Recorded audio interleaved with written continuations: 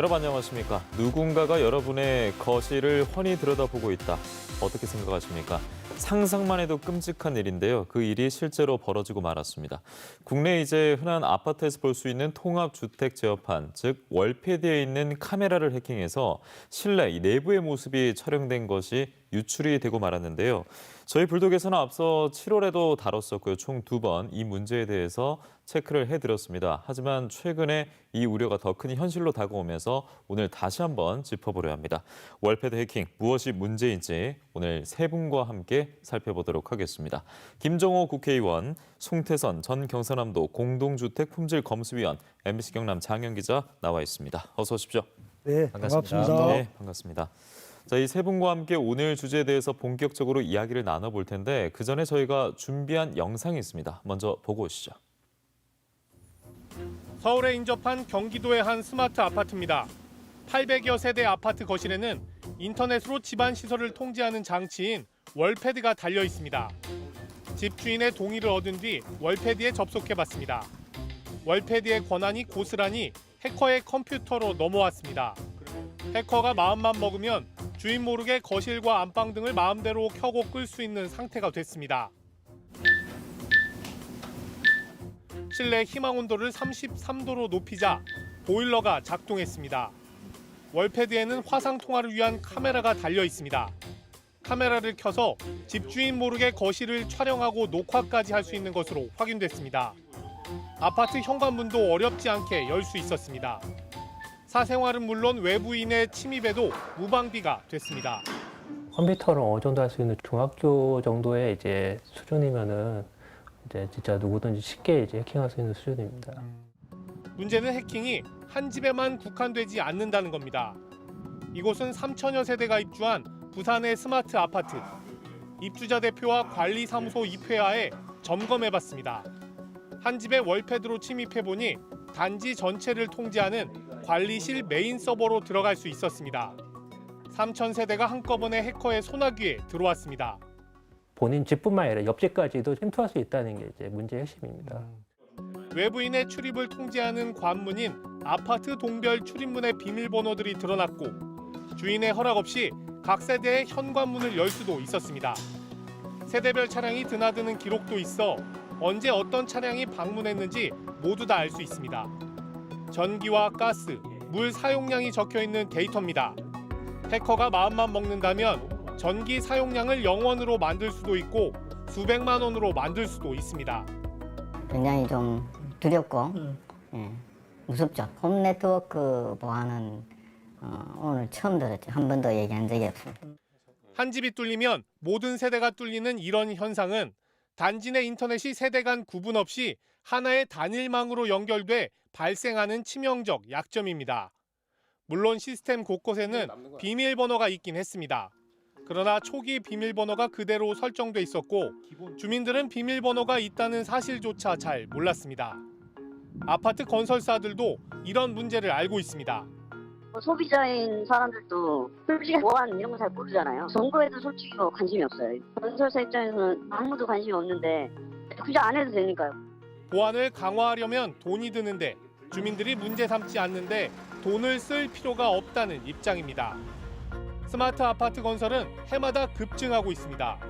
수십만 세대의 아파트들이 심각한 보안 문제를 안고 해커의 먹잇감으로 전락할 위기에 놓였습니다.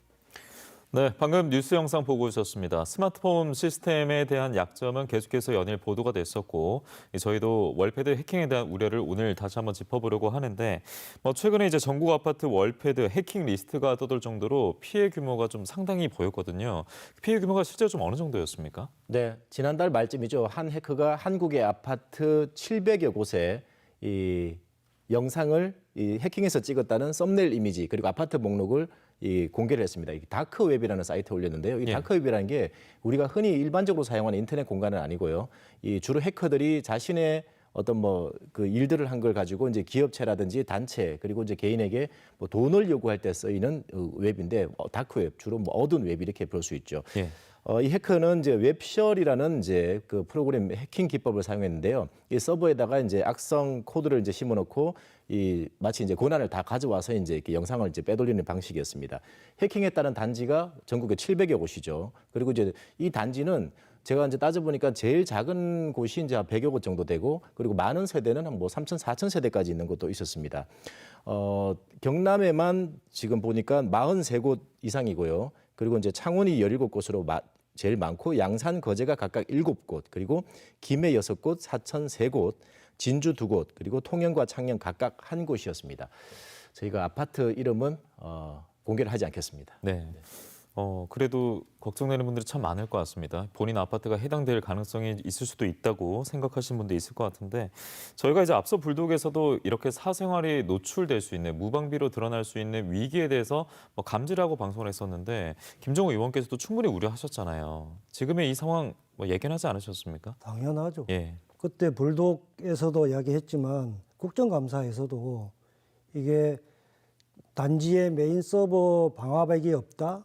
세대별로 월패드에 그 뭐 홈 게이트웨이가 없다면 언제든지 어디든지 이런 해킹은 필연적으로 발생할 수밖에 없다. 작정만 한다면. 예. 경고했죠. 예견된 사항입니다. 네. 자, 그리고 이제 송태선 위원께서도 전 경상남도 공동주택 품질 검수위원으로 모셨습니다. 이 주택에 대해서 품질 검수를 하시면서 이미 경남을 넘어서서도 전국적으로 이런 위기를 역시나 감지를 하셨을 것 같아요. 결론적으로 말씀드리면 댁내에 있는 입주민께서 스마트폰으로 월패드를 제어한다는 이야기는 스마트폰과 월패드가 인터넷 공간에서 서로 만난다는 것을 의미합니다. 홈넷 기술 기준 2009년도에 만들어질 당시에 이 부분을 충분히 예상을 했었고요. 그래서 홈넷의 편의성보다는 보안에 쟁점을 둔 홈넷 기술 기준이었습니다. 그래서 구성도에 보시면 왼쪽에 초록색으로 바탕이 되어 있는 방제실의 관리사무소에 방화벽 장비를 구성하도록 되어 있고요. 그다음에 사생활 보호 구간인 전유 부분, 즉 세대 입주민이 사시는 아파트 안에 홈 게이트웨이라는 물리적 장비를 법적으로 이미 구성을 해놓았습니다. 그런데 의원님께서 계속 지적하다시피 홈넷 기술 기준이 준수되지 않으면서 현재 방제실에 있는 백본 스위치라든지 게이트웨이가 없는 아파트가 거의 대다수입니다. 그러면 어떻게 해킹이 이루어지냐 하면 홈넷 월패드를 제어하기 위해서는 홈넷 서버에서 단지 관리실로 인터넷 신호를 통해서 들어오고요. 그 관리실에서 아파트 월패드로 연결되는데 1차는 방화벽이 없다는 이야기는 단지 전체가 대문이 열려 있다라고 볼 수 있습니다. 그리고 두 번째는 집안에 홈 게이트웨이도 있어야 됩니다. 왜냐하면 홈 게이트웨이 중심으로 해서 관리실을 중심으로 해서 1000세대, 2000세대가 한 네트워크로 묶여 있습니다. 그래서 게이트웨이가 없다는 이야기는 단지 전체가 네트워크성에 무용지물을 떠가 있다라고 말씀을 드릴 수 있을 것 같습니다. 그래서 아까 보도된 것처럼 월패드에 노트북을 꼽거나 월패드의 그 케이블을 집안의 인터넷선에 공유를 해버린다면 단지 전체는 인터넷에 그냥 무방비 상태로 노출되어 있는 그렇기 때문에 지금 이와 같은 해킹의 사태가 발생하지 않았나 이렇게 생각합니다. 그러니까 지금의 상황을 놓고 보면은 마음만 먹으면 충분히 해킹할 수 있는.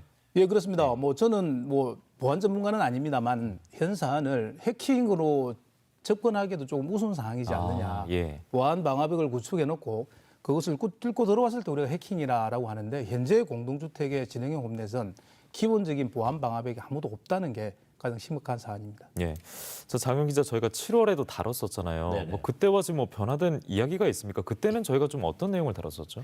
이 시작부터 좀 말씀드리면요. 경남에서 이 문제가 시작된 게 사실 올해 초부터였습니다. 김해 한 아파트에서 이 월패드가 주민들과 약속한 대로 시공되지 않았다면서 주민들이 이제 업체를 상대로 시공사를 상대로 이제 이게 소송을 제기하면서 이제 문제가 시작됐고요. 이후에 경상남도 의회, 김해시 의회에서도 이 문제가 계속 지적이 됐었죠. 뭐 여기 나오시는 이제 김정호 의원께서도 마찬가지시고 여러 번 이제 불독에서도 이제 여러 번 지적이 됐습니다. 이렇게 여러 번 지적이 됐다는 이유를 계속 말씀드리는 이유가 이게 길게는 7년 전부터 그리고 5, 6년 전부터 이 문제가 계속 반복이 돼 왔다는 얘기거든요. 그런데 이제 누군가 하나가 이제 뭐 정부 부처라든지 이게 해결할 수 있는 그런 여지가 많았음에도 불구하고 해결을 하지 않았다는 얘기입니다. 그리고 최근만 하더라도 김정호 의원께서 국정감사에서 이 문성욱 장관이 이 문제를 해결하겠다는 답변까지 이끌어냈습니다. 이 정도까지 이제 왔다는 얘기죠. 그렇기 때문에 여전히 문제는 남아 있는데 해결 기미는 안 보이고 있다 이런 것이었고 가장 심각한 문제는 그 아까 영상에서도 봤지만 2014년도에 이 문제가 처음 이제 MBC 보도를 통해서 이제 노출될 때 중학생 수준이면은 3초 안에 아파트를 해킹할 수 있다. 예. 라는 얘기가 이제 그때부터 나돌았던 거죠. 그런 문제가 지금도 계속되고 있다라고 볼 수 있겠습니다. 네. 그래서 우리 문성욱 장관과 그 당시 국정감사에서 어떤 얘기들이 오갔는지를 영상으로 준비해봤습니다. 지능형 홈 네트워크 KS 표준에 대해서 조금 더 볼게요. 수많은 아파트들이 지금 지능형 홈 네트워크를 설치하고 있는데요. 주요 설비들이 설치하지 않고 있습니다. 예비 전원 장치 없어서 정전되면 완전히 먹통이 되죠. 홈 게이트웨이가 없으면 사생활 정보, 개인 정보 다 노출되고 해킹됩니다. 또 KS 표준을 운영기기들이 안 받게 되면 상호 연동이 안 됩니다.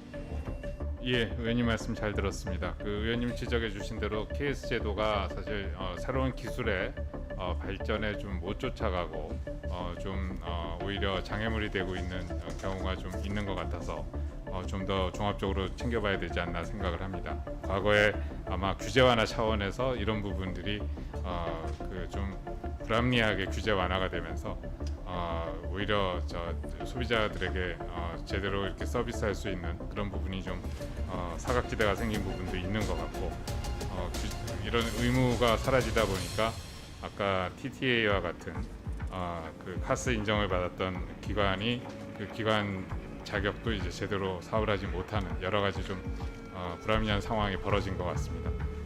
다시 바로잡는다면 규제 완화된 부분에 대해서는 다시 의무화할 수 있는 방안도 검토를 해야 될 거고 종합적인 어떤 고시계 정도 검토를 해서 그러니까 충분히 우려가 됐었고 말씀대로 최근의 일이 아닙니다. 이미 수년 전부터 불거질 수 있는 배경이 있었는데 일단은 최근에 벌어졌습니다. 그래서 월패드 해킹 사건과 관련해서 경찰이 수사를 한다 이런 이야기가 나오고 있는데 그래도 의원님 이 깔려 있는 해킹에 대한 문제 뿌리를 완전히 당장 뽑기에는 좀 어려워 보이거든요. 수사의 난항도 예상이 되거든요. 어떻게 보세요? 경찰이 수사에 착수했다고 얘기한 게 한 3주쯤 된 것 같아요. 그런데 입건 전 내사 단계에 불과하고 안타깝지만 이게 범인을 색출해서 발본색원하는 게 쉽지 않을 것 같아요. 왜냐하면 경찰은 지금 범인뿐만 아니라 피해자도 특정하지 못하고 있는 상태고요. 예. 아파트 단지 서버나 세대 내 그런 월패드 외부에 이미 유무선 인터넷망으로 이게 연결이 돼 있거든요. 그런데 이게 이 인터넷이라고 하는 게 국내뿐만 아니라 해외에서도 다 접속이 가능하고 그런 만큼 해킹에 노출되어 있는 것이죠. 지금 특히 피해자 부분에서 자신이 이게 사생활 정보가 노출된지 모르고 있고 그렇죠. 그 사실조차도. 그 신고를 접수한 사례가 없습니다. 그렇기 때문에 이게 이런 범인도 특정하지 못하고 피해자도 신고가 없는 상황에서 어떻게 입증할 수가 없기 때문에 지연되고 있고 이게 그래서 쉽지 않다 이렇게 보고 있습니다. 그렇다면 지금 이 상황에서 저희 시사토크 불독을 보고 지금부터도 걱정되는데 우리 집에 월패드 있는데 어떻게 해야 되지 하는 분도 있을 것 같거든요. 그럼 위원님 그 카메라가 있지 않습니까? 이 카메라를 일단 가리는 분들이 많아요. 그걸로 해결이 된다고 보십니까? 어떻게 보십니까? 카메라로 해결이 안 되죠, 그죠? 예, 보통 많이 가리지 않습니까? 그렇습니다. 결론부터 말씀드리면 방법이 없습니다. 제가 입주한 아파트도 2018년도 12월 달에 입주한 아파트고요. 약 1,600여 세대가 지능형 홈넷 설비가 구축이 되어 있습니다. 제가 3년 동안 이 부분을 지적하고 다녔지만 제가 할 수 있는 것도 역시 카메라밖에 가릴 수밖에 없습니다. 왜냐하면 이 지능형 홈넷 설비는 공동주택의 시스템으로 구성이 되어 있기 때문에 입주민들, 특히 개인들이 할 수 있는 건 아무것도 없습니다. 그래서 지금 막을 수 있는 방법을 의원님께서도 우리 해킹보도위원회에서한테 문의를 많이 주셔서 말씀드렸던 게 안타깝지만 지금 현재 단지 전체를 총괄하기 위해서 서버에 연결되어 있는 인터넷 케이블을 뽑으셔야 됩니다. 그래서 아파트 전체를 인터넷망에 일단 노출을 시키시면 안 됩니다. 다만 이렇게 하면 입주민들이 많이 불편하실 겁니다. 스마트폰으로 집안을 제어하고 집안을 모니터링하는 사안이 끊기기 때문에 불편하시겠지만 해킹을 방지하기 위해서는 가장 급선무가 아쉽지만 이거밖에 없습니다. 그리고 두 번째는 원인을 아까 말씀드렸던 걸 역으로 해석해 보면 방제실에 있는 서버를 보호하고 있는 방화벽이 법적 기술 기준에 맞추어서 시공이 되어 있는지를 확인하시고요. 그 다음은 세대간을 보호하고 있는 홈 게이트웨이가 우리 집안의 전유 부분에 설치가 되어 있는지를 점검을 하셔서 조치를 해야만 해킹을 원천적으로 막을 수 있다 이렇게 말씀드리겠습니다. 그러면 지금 월패드에 테이프 붙인 분들은 많은데 뭐 내부 촬영은 안 되겠습니다만 전반적인 해킹에 있어서는 완전히 물러설 수는 없는 상황인 거네요. 빠져나올 수는 없는 상황인 거네요. 네, 그렇습니다. 그런데 저희가 이제 지난 방송에서는 비밀번호 바꾸는 거 알려드렸지 않습니까? 네. 그게 좀 중요하다고 저희도 강조를 했었던 것 같은데 그럼 비밀번호 바꾸는 것도 일단 도움이 되는 겁니까? 좀 어떻습니까? 네, 그 다시 말씀드리면요. 저희가 방송을 통해서 이제 비밀번호가 뭐 어떻게 설정이 돼 있고 하는지를 여러 번 확인해 드렸는데 그때 이제 여러 번 말씀드린 것 중에 하나가 전국의 대부분 아파트의 월패드 비밀번호는 1, 2, 3, 4일 것이다라고 이제 말씀을 드렸는데 실제로 현장 나가 보니까 그렇게 되어 있지 않습니까? 그래서 우리 윤동현 아나운서도 이제 집에 가서 월패드 비밀번호 바꾸는 법을 직접 해봤었는데 그런데 이렇게 생각하시면 됩니다. 물리적으로 이제 카메라에다가 이제 스티커를 붙여서 이제 가리는 방법, 그리고 이제 송 의원께서 얘기했듯이 이제 렌즈는 아예 뽑아버리는 방법, 불편하지만 이런 방법도 있지만 이 비밀번호는 이제 시스템상의 최소한의 안전장치라고 할 수 있는데 이게 어느 정도냐면요. 해커가 이 월패드를 해킹하는데 약 1.5초에서 3초 정도 시간을 더 지연시켜주는 효과밖에 없다. 이렇게 보시면 됩니다. 비밀번호 때문에요? 네, 근본적인 대책은 절대로 낼 수 없고 그나마 하나 비밀번호 하나 바꿔주는 게 한 3초 정도 시간을 더 끌 수 있다라는 건데 그래도 중요하니까 비밀번호 바꾸는 법 한번 알아두시면 좋을 것 같습니다. 저희가 준비한 영상 한번 보시죠. 네, 여러분 살고 있는 아파트의 최소한의 안전을 유지하고 보장하기 위해서 비밀번호 바꾸는 것, 월패드의 비밀번호 바꾸는 방법을 직접 보여드리도록 하겠습니다. 자, 화면 터치하니까 여러 가지 버튼이 나옵니다. 여기서 설정을 누르면 되겠습니다. 설정을 눌러보니까요. 상단에 비밀번호가 있습니다. 보이십니까? 비밀번호 눌러보겠습니다. 비밀번호 입력하라는 화면이 나오는데 이 아파트의 월패드 초기 비밀번호는 9999로 저장이 되어 있다고 합니다. 그래서 먼저 9999를 입력했습니다. 새로운 비밀번호 입력과 비밀번호 재입력 란이 뜨는데요. 새로운 비밀번호 임의로 3690 전 입력하겠습니다. 이게 여러분께서는 바꿀 비밀번호가 되겠죠. 네, 이렇게 입력한 이후에 저장. 네, 비밀번호가 저장됐습니다라는 메시지가 떴습니다. 초기에 입주하거나 또 새로운 아파트에 들어갔을 때 꼭 월패드, 여러분의 최소한의 안전과 보안에 위협받지 않기 위해서는 비밀번호 변경 꼭 하셔야 됩니다. 참고하시기 바랍니다. 네, 다시 한번 보고 오셨습니다. 최소한의 보안 장치입니다. 월패드의 비밀번호가 기본적으로 원래 이제 뭐 1111이나 간단하게 돼 있기 때문에 여러분 꼭 좀 변경을 해주시기 바랍니다. 자, 그리고 저희가 지난 방송에서도 이야기를 했었는데 이 월패드 관련 문제는 수년 전부터 제기가 됐었고 대책 마련을 촉구하는 목소리는 당연히 컸었던 걸로 기억을 하거든요. 좀 실제로 계속 좀 어떤 과정 속에 있었습니까, 저희가? 제가 다시 한번 꼼꼼히 찾아보니까요. 이 문제가 시작된 게 2014년부터였습니다. MBC 리포트를 통해서 이제 이 문제가 알려졌고 그리고 이듬해인 2015년에 국내 한 대학에서 이제 컨퍼런스가 있었는데 이게 전국에 있는 해킹 전문가들이 모여서 아파트 월패드를 해킹하는 시연을 보였는데 정말 몇 초 만에 이렇게 다 뚫었던 게 그때 화면에 노출됐었거든요. 이 굉장한 충격이었죠. 이 충격에도 불구하고 특이한 것은 저게 가능한 일이었구나. 그런데 우리 아파트는 설마라는 인식이 여전히 자리 잡고 있다는 거였습니다. 그런데 이제 최소한 안전장치 저희가 이제 세 가지 항상 얘기하는데요. 게이트웨이 그리고 KS 인정 받았는지 여부 그리고 또 예비 전원 장치가 설치되어 있는지 여부 그리고 여기서 한 가지 더 추가한다면은 이 세대 간 망분리 아까 송 의원께서 이제 말씀하셨지만 이런 부분들이 설치되어 있는지가 중요한데 전국에 있는 아파트들 이게 모두 설치되어 있는 것은 거의 없다는 점. 그리고 이제 뭐 최근에 뭐 예비 전원 장치 설치하는 것도 좀 있고 게이트웨이는 일부에서 이제 그 시범 삼아 설치하는 곳이 있다는데 여전히 지금까지도 이게 2014년 이후에 많은 세월이 흘렀지만 대부분은 무방비 상태다 이렇게 볼 수 있겠습니다. 예, 뭐 세대별 망분리도 뭐 신축만 영향이 있다 이런 얘기도 있던데요. 어쨌든 그 이후에 충격파가 전해졌을 텐데 정부는 좀 어떤 움직임을 보였습니까? 이 문제 관련해 가지고 정부 부처 여러 군데가 사실 좀 관여돼 있는데요. 우선 뭐 과기정통부도 있고 산업통상자원부도 있고 국토교통부도 있죠.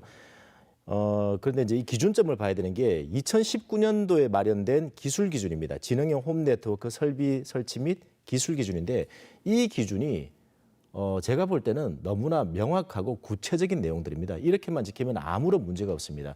KS 인증도 받아야 된다고 돼 있고요. 게이트웨이 설치도 돼 있고 예비 전원 장치도 다 포함되어 있습니다. 그런데 이렇게 기술 기준이 마련돼도 불구하고 이 각 부처마다 3개 부처가 나눠져 있다 보니까 예. 그리고 각 지자체마다 담당자가 바뀔 때마다 이 법령을 해석하는 기준들이 약간씩 이제 차이가 나게 됩니다. 그리고 잘못된 유권 해석들을 지자체에 내려주면서 혼선이 빚어진 거죠. 그러다 보니까 이게 문제가 생기게 되고 그럴 때마다 이제 관련 법령 이렇게 뭐 손질한다고 하는데 이 손질할 때마다 주민들의 편에 서는 게 아니라 오히려 업체의 이익을 좀 더 대변하는 듯한 그리고 보안이 오히려 더 취약하게 만드는 결과를 가져왔다 이렇게 볼 수도 있죠. 네, 이렇게 아직까지 혼선이 있기 때문에 결국 이런 문제가 벌어졌고 그래서 김종원 의원께서는 다시 한번 다 잡기 위해서 법률 개정안을 대표 발의했다고 들었습니다. 그 제가 국정감사를 준비하면서 이제 살펴보니까 기술 기준은 그대로 지키기만 하면 문제가 없습니다. 예. 그런데 왜 현장에서는 이게 제대로 준수되고 있지 않는가? 그 끝을 파보니까 실제로 실행을 하고 있는 끝단에서 그 정보통신 공사법, 건축법을 집행하는 단계에서 보니까 제도상 허점이 있었습니다. 현행 법령은 정보통신 그 분야 설계를 건축 설계사가 이거를 일괄 발주하도록 돼 있어요. 건축 설계사에게. 그러고 정보통신 업체들은 하도급을 받아서 시공을 하고. 예. 그러니까 정작 정보통신 분야의 전문성이 요구되는 이 설계와 감리에 정보통신 기술사들이 참여가 배제되어 있는 거예요. 이게 이제 확인되었고, 문제점이 이 건축사가 정보통신 분야를 잘 모르잖아요. 모르는데 그냥 뭐 설계 금액을 삭감한다든지 또는 뭐 설계 관리를 제대로 안 하는 거예요. 그렇게 된다면 하도급의 구조적인 문제가 드러날 수밖에 없는데 따라서 현장에서 잘 안 되고 있다. 이렇게 진단을 했고요. 그래서 정보통신 공사 분야는 설계 단계에서부터 감리까지 아예 그 건축 설계하고 분리해가지고 별도 발주를 내고 설계부터 감리를 정보통신 기술사들이 주관할 수 있도록 그렇게 제도 개선이 필요하다고 판단을 내렸습니다. 그래서 개정안을 냈고요. 이게 통과가 된다면 갈수록 지금 정보통신 인프라가 고도화되고 있지 않습니까? 예. 게다가 이게 정보통신 분야의 중요성이 커지고 있습니다. 이 부분들을 이 제도 개선을 통해서 이 지능형 홈 네트워크 안전성이나 품질을 높이는데 크게 기대를 하고 있습니다. 기여할 것입니다. 예. 그러니까 허점에 대해서 소개를 해주셨고 정보통신 설계와 건축 설계를 분리한다 이런 말씀해 주셨습니다. 송 위원께서는 이제 들어보셨지 않습니까? 네. 좀 어떠세요? 너무 감사를 드립니다. 정보통신공사업에 몸을 담고 있는 한 사람으로서 너무 감사를 드리고요.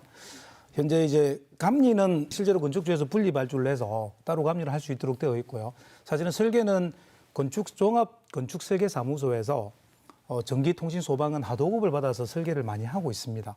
그래서 의원님께서 이렇게 해주시면 정말 많은 개선을 기대할 수 있지만 또 그 전에 자정하는 목소리로 좀 말씀을 드리고자 하면 현재 건축 설계 사무소를 통해서 우리 전문가들이 하도급 설계를 한다고 해서 위법을 방치해서는 절대 안 됩니다. 현재 지능형 홈넷 기술 기준은 그럼에도 불구하고 우리 정보통신 설계 사무소들이 반드시 준수했어야 될 사안이었습니다. 그래서 의원님께서 이렇게 적극적으로 발의를 하셔서 권한을 저희들한테 더 부여를 한다고 하시니 그러면 조금 더 지금 우리 전문가들 손에서는 법령에 한해서 설계를 놓치는 게 있는 게 없는지는 한 번 더 자정을 해야 될 그런 시점에 와 있지 않나 그렇게 생각을 합니다. 제가 여기서 또 하나 좀 질문드리고 싶은 게요. 이 여러 업계 얘기가 이게 등장할 수밖에 없는 상황이거든요. 이제 이 법률이 이제 개정안이 나왔는데 실제로 이제 통과될지 여부에 대해서 이제 그 말씀드리는 건데 건축사법 손질을 하는데 이 건축사들 당연히 반발하겠죠. 우리 그냥 하더라도 잘 하고 있었는데 왜 뭐가 문제냐. 그리고 이제 또 정보통신기술사 같은 경우는 뭐 제대로 하지 않았으니까 우리가 같이 참여하겠다는데 뭐가 문제냐 이렇게 좀 될 수밖에 없는데 이런 이해관계가 사실 충돌되다 보면 이런 거 사실 좀 쉽지 않거든요. 김정호 의원님, 네. 통과 전망 어떻게 보십니까? 지금 제가 두 부처에다가 두 상임위에 법안 발의를 했거든요. 하나는 정보통신공사업법은 과기정통부에, 건축법은 국토위에 놨는데요. 과기정통부는 찬성을 합니다. 왜냐하면 정보통신 분야의 전문성을 살릴 수 있기 때문에. 그런데 국토부는 반대를 하고 있어요. 굉장히 적극적인 반대를 하고 있습니다.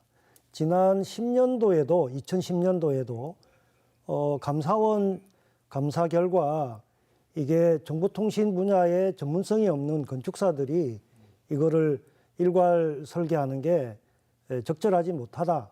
그래서 이거를 시정하라고 지적을 했는데도 불구하고 그동안 뭉갠 것이죠. 지금도 건축사 입장에서 보면 업력이 줄어드는 것이기 때문에 국토부는 당연히 반대를 하고 있습니다. 그래서 이게 한 부처는 찬성을 하고 또 다른 이해관계가 다른 국토부는 반대하고 있어서 사실은 그 허들을 넘기가 쉽지 않다고 생각을 합니다. 그러나 이런 문제가 점점 확산되고 또 우리 소송까지 막 제기된다면 국토부도 결국 국민들을 위해서 역할을 해야 되니까 건축사를 대변하는 게 아니지 않습니까? 네. 그래서 끝내는 그 벽을 넘어서야 된다고 생각을 하고 그래서 우리 불독이 끝까지 물고 늘어져야 된다고 생각을 합니다. 네. 저희가 그래서 세 번째 지금 물고 늘어지고 있습니다. 될 때까지. 예. 예. 그럼요. 이 정부 부처에서도 아직 좀 의견이 엇갈리고 있는 것 같고, 뭐 그렇다면 좀 지자체 같은 경우에는 좀 어떤 움직임이 있을까요? 어떤 반응이 있을까요, 장현 기자? 네, 뭐 정부 지자체 움직임들 좀 다 같이 좀 아울러서 얘기해야 되는데요. 우리 예. 김정호 의원께서도 이제 이 부처 간의 이견들이 사실 좀 조율하기 쉽지 않다라고 이제 말씀하셨는데 예, 예. 지금까지 정부 조치 보면요, 이게 산자부 같은 경우는 거의 움직이지 않고 있다 이렇게 좀 봐야 되고 국토부 얘기를 좀 하자면요, 지난 7월달에 국토부가 전국 시도에 이 지능형 홈네트워크 관련해 가지고 이 그 방침을 전부 전달했습니다. 이 지금 제가 그 화면으로 지금 띄워드렸는데 이 국토부가 이 전국 시도에 보낸 공문입니다. 이게 부산시가 받았는 건데 부산시가 또 각 구군청에다가 이렇게 보낸 공문입니다. 그리고 또 그 부산시의 이제 구구청의 영도구청이 각 아파트에 보낸 공문인데요. 이 내용이 이렇게 되어 있습니다.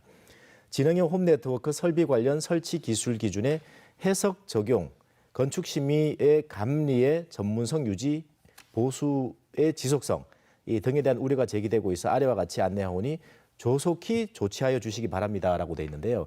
이게 굉장히 신속하게 이루어졌는 게요. 지난 7월 19일 국토부가 시도에 내려보냈고 부산시가 바로 다음 날 20일 구군청에 보냈고 그리고 이 구청이 시공사하고 이제 아파트에다가 23일 이렇게 보냈기 때문에 발빠르게 움직여졌다라는 건데 여기까지가 긍정적인 평가고요. 예. 여기서 좀 더 욕심을 내자면은 이 국토부는 그렇습니다. 뭐 조치 빨리 하라 이렇게 문제가 되니까 그러는데 지금 건축사법 개정에 대해서는 지금 반대 입장을 또 밝히고 있죠. 이건 또 부처 이기주의라고도 볼 수 있는 거고 또 하나는 이제 국토부에서 관리하는 것 중에 하나가 이 지능형 홈네트워크 관리비 부과되는 이 법령이 이 공동주택관리법 시행령이라는 게 이 국토부 소관입니다. 그러면 이제 아파트 입주민들은 이 지능형 홈네트워크가 제대로 관리되기 위해서 이제 비용을 내고 있는데 이게 제대로 내고 있고 이 비용에 따라서 이게 제대로 관리되고 있는지를 국토부가 감시 감독을 해야 되는데 이 부분에 대해서 제대로 국토부가 이 역할을 해야 된다는 거죠. 그리고 이 역할을 하기 위해서 이제 우리 송 의원이 계시지만 이게 품질 검수단이라는 제도들이 있습니다. 이 사람들이 제대로 역할할 수 있도록 또 관리 감독을 해야 되는 것도 국토부에 좀 더 적극적인 역할이 필요하다고 보고요. 지자체는 이 법이 바뀐 것도 그렇습니다. 건축과에만 이 업무를 맡겨놨거든요. 근데 그게 한계가 드러나니까 정보통신 전문가들에게 맡기자는 얘기지 않습니까? 예. 지자체 역시도 이 공문을 받았을 때 건축과에다가 검토해서 각 구군청에 내려줘라 이렇게 되는 게 아니라 각 시군별로 있는 정보통신과가 직접 나서서 검수도 해야 되고 정보통신과가 직접 이 부분에 대해서 책임을 져야 된다. 여기까지 좀 더 적극적인 행정이라고 얘기할 수 있는 거죠. 예. 자, 그렇다면 이게 좀 전문적인 식견이 필요한데 앞서 부산 얘기하지 않았습니까? 경상남도 우리 지역은 어땠을까요? 저희가 지난 방송에 다뤘을 때도 전수조사부터 공무원들의 일처리 지적을 했던 영상이 있었거든요. 송태선 위원께서는 좀 이 공무원들의 일처리 부분에 있어서는 문제점이 당연히 보이셨을 것 같은데요. 좀 어떻게 평가할 수 있을까요? 드릴 말씀이 너무 많은데 예. 현장에 있었기 때문에 일단 부산에서 진흥의 홈넷 보도된 이후에 25개 단지를 부산에서 전수조사를 실시합니다. 그 이후에 우리 경상남도도 51개 현장에 대해서 전수조사를 발표하고요. 실제로 전수조사를 시행합니다. 그런데 아파트 단지를 51개 단지로 한정을 하는 데서 문제가 발생을 합니다. 왜냐하면 주택법 39조에 의해서 지금 500세대 이상은 진흥형 홈넷이 필수 설비입니다. 녹색 건축 지원 조성법에 따라서요. 예. 그래서 아마 경상남도에서 500세대 이상의 51개 단지만 한정을 한 것 같습니다. 근데 제가 2020년도 초반부터 연말까지 1년 동안 공동주택 품질검수위원으로 활동할 당시에 사실은 저 혼자밖에 없었습니다. 그때 전 현장은 나가지 못했지만 수십 개 현장을 나가보았는데요. 제가 나간 현장의 90% 이상이 500세대 미만의 공동주택이었습니다. 그런데 검수를 해보면 500세대 미만의 모든 공동주택에 진흥형 홈넷은 다 설치되어 있습니다. 예. 설치한 이유는 건축주나 건설사가 입주민의 편의와 분양의 확장성을 위해서 설치한 것 같습니다. 그러면 이 기술기준을 지켰었어야 됐습니다. 그러면 500세대 이상의 51개 단지로 전수조사를 한정한 것에 대해서는 조금 미흡하지 않았나 그런 생각을 해봅니다. 네. 김정호 의원께서도 좀 적극적인 행정이 이루어지지 않았다라고 그때도 목소리를 내주셨던 것 같거든요. 좀 어떻게 보셨습니까? 그러니까 대상을 대폭 축소했지만 그중에서도 설치되지 않은 게 15개 단지가 확인됐거든요. 예. 그러면 이거는 법령 위반으로 시정 조치를 경남도가 시켰어야 됩니다. 했어야 됩니다. 근데 하지 않고 오히려 결과적으로는 면죄부를 준 셈이죠. 그러다 보니까 지금도 여전히 그 기술 기준을 지키지 않고 실제로 준공을 계속 내주고 있습니다. 점점점 해킹 위험은 확산되고 있고 문제가 더 커지고 있는 것이죠. 미온적인 행정의 결과 계속 이런 파문이 확대되고 있는 것 같습니다. 예.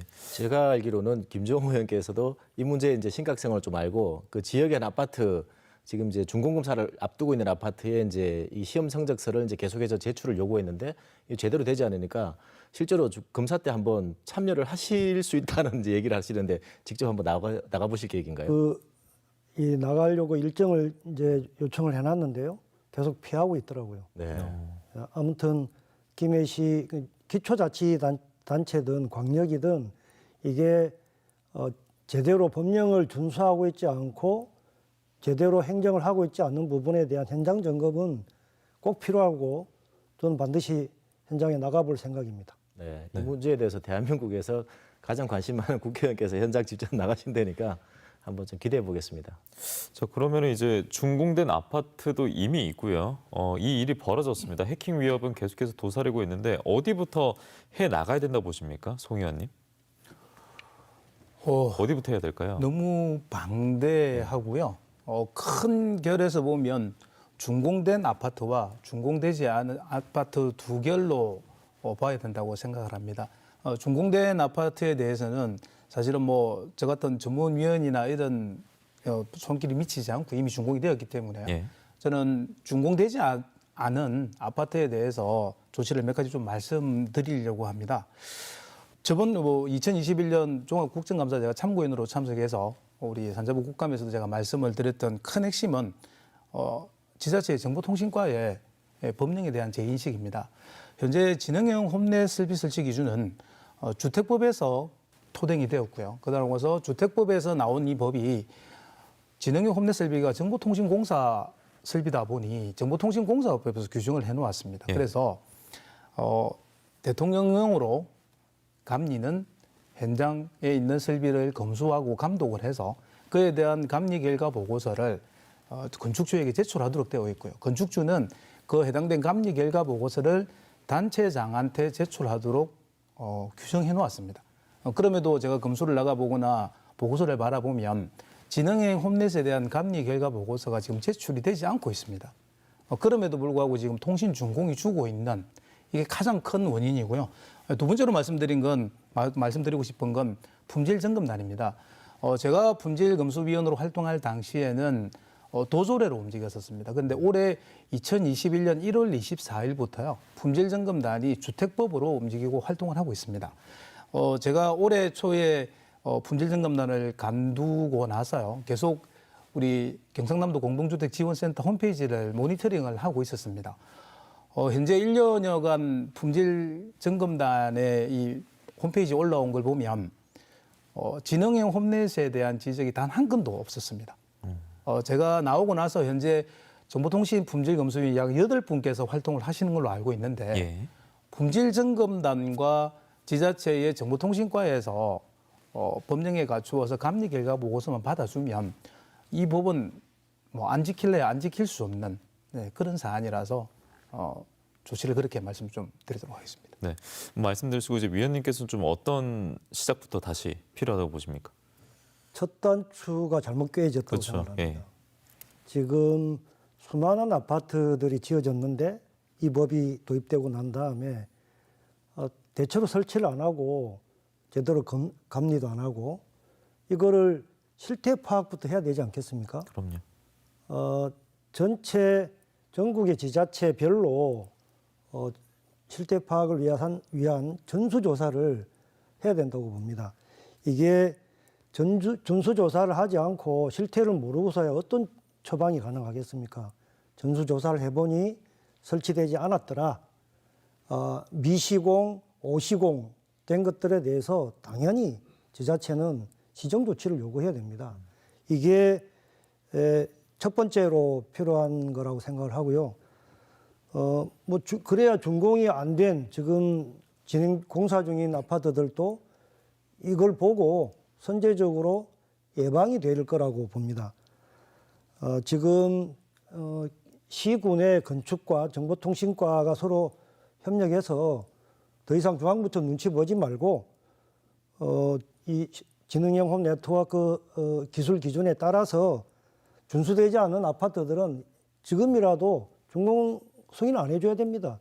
그렇게 된다면 기술 기준에 맞추기 위해서 시공사들이 다시 시공을 할 거고요. 바로 잡지 않겠나 싶습니다. 그게 좀 필요하다고 생각합니다. 예, 장현 기자는 좀 어떤 조치 필요하다고 보십니까? 네, 해킹을 막을 수 있냐 없냐인데 여기서도 얘기 나왔지만 해킹 막을 수 있는 방법은 지금 없는 걸로 나오고 있지 않습니까? 그런데 좀 더 근본적인 질문을 다시 하자면 이걸 해킹으로 봐야 되는지도 사실 좀 의문스러운 거죠. 해킹이라는 거는 인터넷 사이버 공간에서 뭐 방화벽을 뚫고 그리고 이제 여러 뭐 비밀번호 설정된 걸 이렇게 뭐 뚫어 들어가면서 이제 뭘 하는 건데 이게 지금 그런 설비가 없지 않습니까? 그러니까 물건으로 따지자면은 이 뭐 사람들이 다 보는 우리 집 마당에 이게 물건을 놔뒀는데 여기에는 뭐 담장도 없고 CCTV도 없고 누가 보면서 좀 약간 가져가도 될 것 같은 느낌인데 어쨌든 남의 물건이니까 손을 댄다거나 이렇게 하면은 이제 처벌은 되겠죠. 범죄 행위는 되는데 뭐 지금 그런 상황이 아닌가라는 생각이 듭니다. 네, 그래서 이제 당장 해결책이 없다 보니까 이 방송 보는 분들도 내 사생활도 노출되지 않을까, 아니면 또 이미 노출됐던 거 아닌가 이런 우려도 많이 표하실 것 같거든요. 그렇습니다. 뭐 당연히 불안하죠. 주민들 입장에서는 이 불독 방송을 통해서 여러 번 말씀드렸습니다. 주민들의 불안감이 얼마나 큰지를 말씀드렸는데 여기서 이제 중요한 좀 지적이 하나가 과연 이번에 해킹당한 700세대 뿐인가, 700개 단지 뿐인가 이렇게 지금 설명할 수 있는데 당장 지금 좀 그거 따져봐야 되는 게요. 올해 1월 1일이죠. 2021년 1월부터 설치되는 홈 네트워크는 이 기술 기준, 2009년에 말하는 기술 기준을 따라야 됩니다. 그런데 지금 대부분 뭐 설비가 없다는 상태죠. 그리고 법의 사각지대가 너무나 많은 겁니다. 지금 화면 보시는 것처럼 저희가 이제 이 세대 내 설치되어 있는 게이트웨이를 지금 보여드리고 있는데 국내 유통되는 5종류가 지금 나와 있습니다. 주로 현관 문 열어보면은 뭐 신발장으로 많이 쓰는데 수납함이 있죠. 수납함 안에 주로 이 설비가 되어 있습니다. 화면 보시는 것처럼 저게 돼 있으면 다행인데 저 설비가 없으면 그냥 내 아파트도 해킹의 무방비다 이렇게 볼 수가 있습니다. 네. 이 가운데 이제 김해 한 아파트 입주민들은 시공사를 상대로 소송을 진행 중이라고 하는데 뭐 그러면 방금 봤던 뭐 그런 문제들 때문입니까? 어떤 문제 때문에 소송이 나온 거죠? 네, 우선 소송 관련해서는 그 주민들이 시공사를 상대로 이제 하자 보수와 관련돼서 소송이 진행되고 있고요. 그리고 제가 알기로는 이 준공검사 때 분명히 이제 설계 도면 상태, 그 공사 계획 당시에는 이 월패드를 제대로 설치하겠다라고 이제 승인을 받았는데 예. 나중에 시에서 이제 준공검사로 가봤는데 이게 안 돼 있던 게 확인이 됐죠. 그런데도 불구하고 준공검사를 내준 게 확인이 된다면 이 단체장이 직무유기가 되겠죠. 그런 혐의들이 이제 입증할 수 있는 건데 제가 알기로는 전국에 여러 곳에서 경남도 포함되어 있습니다만 이 주민들이 단체장을 상대로 소송을 준비 중인 걸로 알고 있습니다.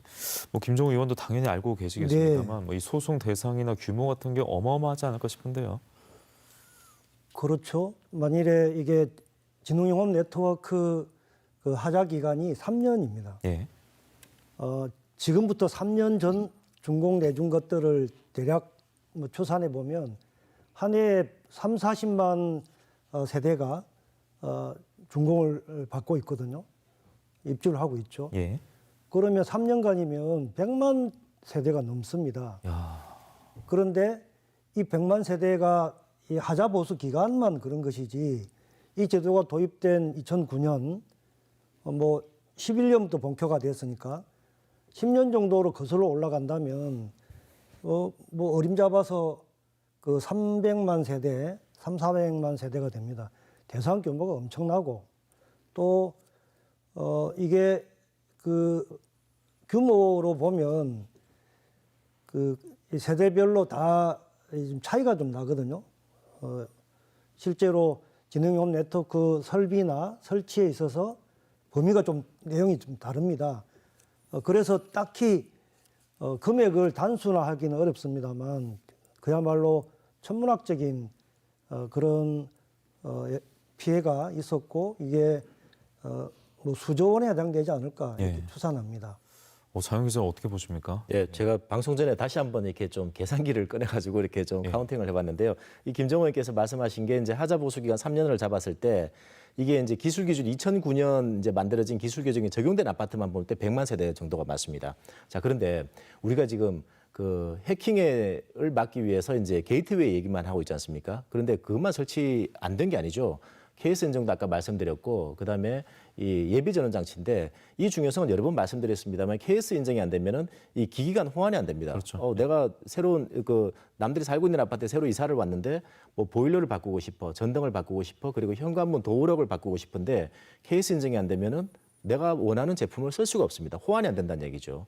이거 꼭 설치돼야 되거든요. 그리고 또 하나가 예비 전원 장치인데 화재 시에 만약에 현관문이 열리지 않는다라고 생각하면 끔찍한 일이 벌어지는 거죠. 그런데 이제 그걸 막기 위해서 예비 장치를 전원 장치를 꼭 달아줘야 되는데 제가 전문가에게 여러 가지가 있습니다만 이 세 가지만 만약에 설치 안 된 아파트에 이게 시공을 하려면 얼마 정도가 들겠습니까?라고 물어봤더니 500만 원에서 많게는 1000만 원 정도를 말씀하시더라고요. 그래서 이제 김종호 의원께서도 아까 이제 이 100만 세대라고 했는데 그 지금 최근 3년간 하자 보수 기간이 남은 세대가 그렇습니다. 그게 예를 들어서 이제 뭐 적게 잡아서 세대당 250만 원만 하더라도 이게 소송가액이 2조 5천억 정도가 되고요. 그리고 2021년 올해 그리고 내년 그리고 2023년 지금 이제 분양되고 나서 짓고 있는 아파트들 있죠. 요거까지 합하면은 1조 5천억 원이 더 추가됩니다. 자, 여기서 문제가 끝나는 게 아니라 500세대 이상 아파트, 미만 아파트 아까 그렇게 얘기했는데 이 월패드를 설치하게 되면은 진흥용 홈 네트워크를 설치하게 되면은 이런 장치들을 꼭 해야 되는 아파트들이 있습니다. 물론 이 아파트들은 이제 이 하자 보수 기간은 지났지만 이 미시공일 경우에 공소시효가 5년이기 때문에 아직 남아있는 아파트들이 많고요. 예. 그리고 또 이제 이게 민사로 갔을 경우에는 공소시효가 10년까지 연장이 됩니다. 이런 아파트를 따지자면은 뭐 500만 세대까지 되는데 이렇게 되면 소송가액은 말 그대로 천문학적으로 더 늘어난다고 볼 수 있겠죠. 네. 야, 이게 입주민들이 뭐 더 편하고 더 안전하게 살자고 이제 마련했고 또 이용을 하는 주택 제어판인 월패드인데 뭐 이와 관련해서 지금 계속해서 문제가 쏟아지고 있고 현재의 우려와 문제는 또 진행형이라는 것이 또 꽤나 충격적일 것 같습니다. 뭐 국회나 정부도 계속해서 다양한 목소리를 내야 될 것 같고 이 월패드 해킹 문제로 오늘 좀 국한을 해서 이야기를 나눠봤습니다만 뭐 계속된 이 세 분의 이야기는 이어졌던 것 같습니다. 우려도 표현을 해주셨고요. 자, 앞으로 이제 중요하겠습니다. 이미 문제는 벌어졌고 해결하기 위해서 앞으로 이제 마지막 마무리 말씀으로 듣도록 하겠습니다. 좀 어떤 것들이 필요한지, 이런 것은 반드시 해결이 돼야겠다, 이런 거를 말씀으로 듣도록 하겠습니다. 먼저 김종우 의원부터 듣겠습니다. 해결책은 누누이 말씀드렸습니다만 분명합니다. 지능형 홈 네트워크 설비 설치 기술 기준을 고스란히 준수하면 됩니다. 그리고 새 부처나 지자체는 이행 감독을 철저히 하면 됩니다. 근데 그걸 잘 안 하고 있다는 거죠. 준수하지 않았고. 지금 산자부와 정통부는 기술 기준에 따라서 KS 인증을 이제 요구를 해야 되는데 KC 인증으로 대체를 하고 있거든요. 안전성만 가지고 호환성이 보장되는 성능이나 재원들이 설치되도록 강제하고 있지 않은 거죠. 이 해킹 문제도 아파트 단지의 메인 서버에 방호벽 설치해야 되고 또 세대별로 홈 게이트웨이를 설치해야 되는데 이거 하도록 규정되어 있는데 되고 있는지 안 되고 있는지 확인 안 하고 있는 거지 않습니까? 예. 이 부분의 시정 조치, 기술 위반에 대한 돼야 되고 국토부는 기술 기준을 준수하라고 최근에 지자체에 공문을 하달을 했습니다. 근데 이게 면피성 하달에 불과한 것이죠. 실제로 지자체 담당 공무원들이 그 지능형 홈 네트워크 그 기준대로 설비나 설치를 하고 있는지 제대로 감독을 하고 그렇지 않다면 준공을 내주면 안 된다. 이렇게까지 똑 부러지게 지시를 해야 되는 것이죠. 이행 감독을 제대로 안 하고 있는데 이것을 바로 잡아야 이 되풀이되지 않는다. 처방은 그렇게 생각합니다. 예. 이어서 송 의원 듣겠습니다. 예, 저는 부처에 대한 의견을 의원님께서 주셨기 때문에 제가 활동했던 지자체의 3년간의 기록을 가지고 말씀을 좀 드리도록 하겠습니다. 2019년 부산시 건축심의위원으로 들어가면서 이 법을 최초 발견했습니다. 현재 법률상 이 지능형 홈넷을 걸을 수 있는 단계는 총 6가지의 행정 단계를 거치도록 되어 있습니다. 건축심의와 그다음에 건축사업승인, 그다음에 준공, 품질점검단 등 여러 가지의 행정 과정을 거치도록 되어 있습니다. 제가 1년 동안 부산시 건축심의위원으로 활동하면서 1년 동안 외쳤던 게 그거였습니다. 전문가인 통신 전문가 품질 심의위원을 참석하게 해서 심의 때 이 의견을 내게 해 주십시오. 그러면 이 법은 무조건 지켜집니다. 그리고 1년 동안 외치다 해결되지 않고 결국은 경상남도의 준공 단계인 품질 점검단에 와서 똑같이 1년 동안 외쳤었습니다.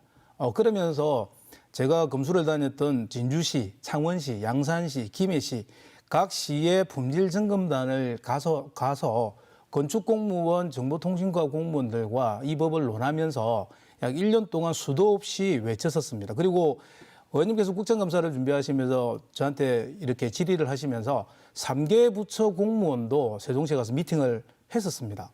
그런데 아무도 귀 기울이지 않았습니다. 모든 공무원들께서 이 기술 기준을 안 지켜도 된다라고 말씀을 하셨습니다.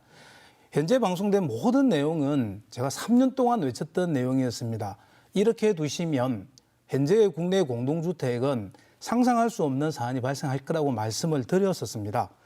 이제는 결국 모든 피해는 국민들 앞에 와 있는 것 같습니다. 해결책을 저한테 여쭤보시는데요. 저는 오히려 제가 3년 동안 만났던 해당 건축가와 정보통신과 공무원들에게 대묻고 싶습니다. 해결책은 여러분들이 이제 주셔야 되는 것 아닌가라고 말씀을 접도록 하겠습니다. 네, 고맙습니다. 장영 기자 듣겠습니다. 네, 그동안 주민들만 사실 좀 걱정을 했고 주민들만 좀 애타게 뭔가를 좀 하고 있었는데 예컨대 시공사를 상대로 소송을 진행해 온 곳이 좀 많았죠. 그런데 이 소송을 좀 가만히 보면요. 소송의 이 대상이 건축주, 감리단 이런 곳들이 많고 시공사는 숨어 있었던 결과들이 많았거든요. 그러다 보니까 해킹은 굉장히 시급하게 막아야 되는데 이 뭐 소송은 굉장히 오래 걸리다 보니까 이게 좀 빨리 좀 진행되는 방법이 없을까라고 제가 생각하는 게 제가 볼 때 가장 빠른 방법이 이 지자체 장들이 나서서 시정 조치하는 겁니다. 그러면 간단하게 해결됩니다. 자, 우리 시군에 아파트 단지가 몇 개 있는데 이 중에서 이 게이트웨이 설치된 곳이 몇 곳인지 파악해라. 금방 확인이 되거든요. 그리고 케이스 인정 몇 곳에 있는지 확인해라. 그리고 이 예비 전원 장치 세대가 망분리 이거 금방 확인할 수 있습니다.